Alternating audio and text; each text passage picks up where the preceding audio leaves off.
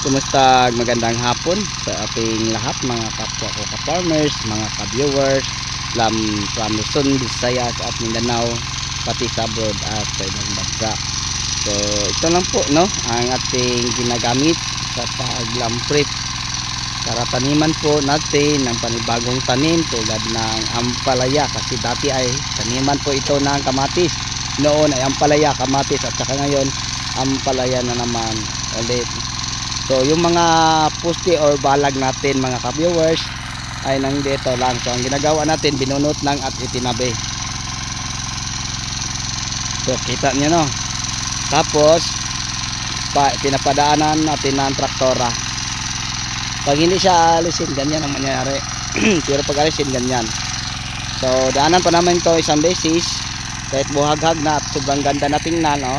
Yung nararo nila kaninang umaga, daanan pa namin to ulit kasi sobrang kapal ang damo. Ang ginagawa namin ay tinabas din, tapos tinabi ang damo. Yan, kagaya nito. So yun po ang pamamaraan namin no, sa pag tractor gamit ang hand tractor. Ayan po mga ka-viewers, mga ka-farmers.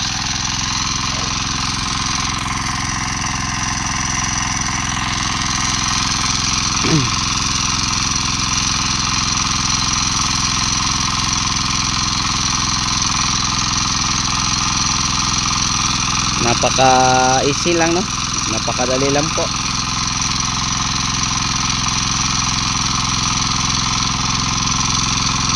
Once na madaanan to isang beses, pangalawa sobrang durog na. Isang beses pa lang kung makita natin durog na durog.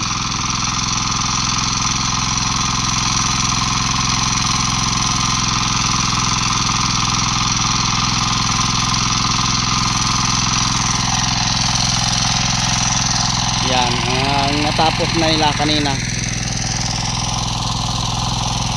Dahil sobrang init, wala nang damong makikita, sobrang linis na. So yung nakita yung makapal na damo, tatabasin pa namin na bukas ng umaga.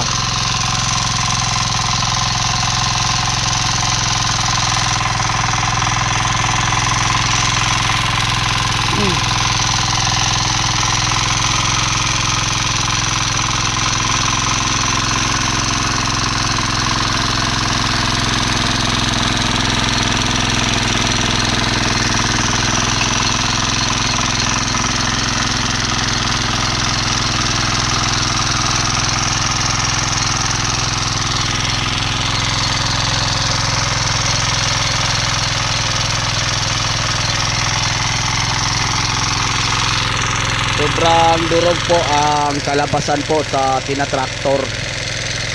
Durog na durog.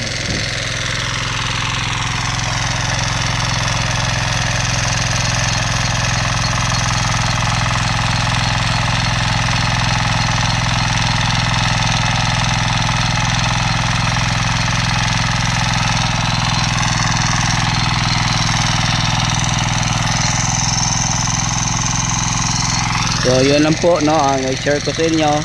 Naglalampre po kami gamit ang hand tractor. So ulitin ko, dati ay taniman po ng ampalaya, pagkatapos ampalaya kamatis. Ngayon na naman ay ampalaya ulit. So dapat kailangan natin intercrop no.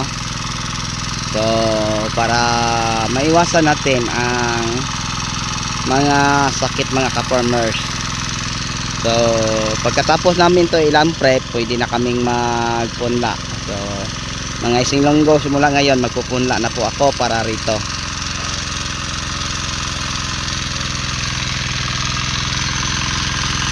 Okay, so bye bye na po.